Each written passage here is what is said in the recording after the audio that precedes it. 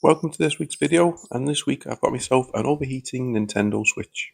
So this is technically a customer return, so it's a Switch that I've repaired in the past. I've installed a mod chip and then sold it on. Unfortunately, the customer got in touch to let me know that it was overheating, so I said to them if they could drop it back off, I'll take a look at it and hopefully it'll be an easy fix. So we just need to boot it up. So we hold down the volume buttons and then turn it on, and then it'll boot as normal. So the first giveaway is you attach the Joy-Cons,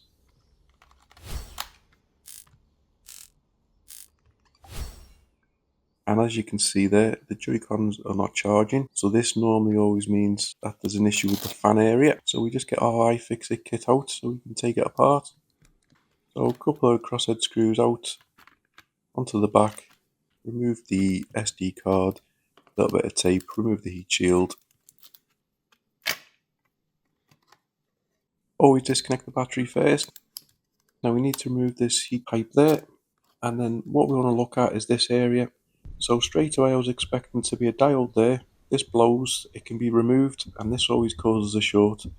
Unfortunately there's no diode there, so I was a little bit unsure. So we'll just have a little look at the connection, and it's a little bit indented, but it doesn't look overly damaged. What normally happens is the diode blows, you remove it, and then the fan starts working straight away. When there's no diode, obviously there's another fault.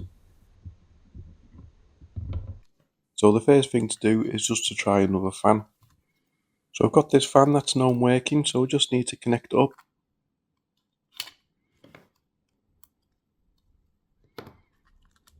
We'll reconnect the battery, press the volume buttons again, turn it on, and then we just wait a couple of seconds for it to boot up. So I'm just going to leave it there. If I had a little bit of hot air, I could put it on to make it speed up, but I left it for a couple of minutes, and then as you can see, the fan starts up. So we now seem to have a working fan. So just double check my theory from before. We're going to get a Joy-Con, and then we'll just slide that and attach it.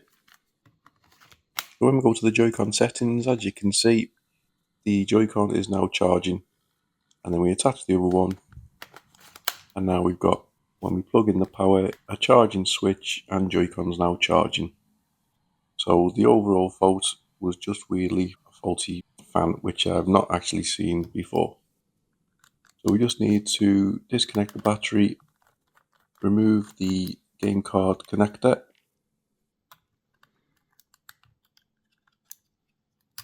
then we've got 3 screws to remove the old fan, so that can be taken out, pop it in the bin, attach our new gnome working fan, put our 3 screws back in, reconnect the game card connector.